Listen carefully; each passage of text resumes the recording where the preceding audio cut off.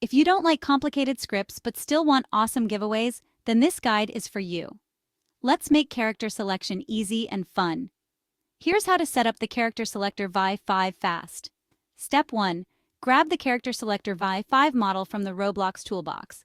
Subtitle: Search Character Selector V5 in Toolbox. Make sure to choose one with good ratings. Step 2. Insert the model, then ungroup it.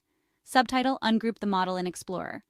Move the UI to Starter Guy, Scripts to Server Script Service, and Local Scripts to Starter Player Scripts. Put all your character models into a folder inside Server Storage. Subtitle: Store Models in Server Storage, Characters. Step 3. Make sure each character model has a humanoid and humanoid root part. Subtitle: Check Humanoid Setup.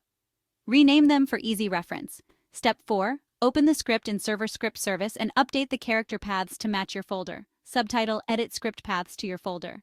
Step 5. Test your game. Subtitle: Hit play and try it out. If nothing happens, double-check your script, character setup, and folder names. Quick tip: always check the output window for errors.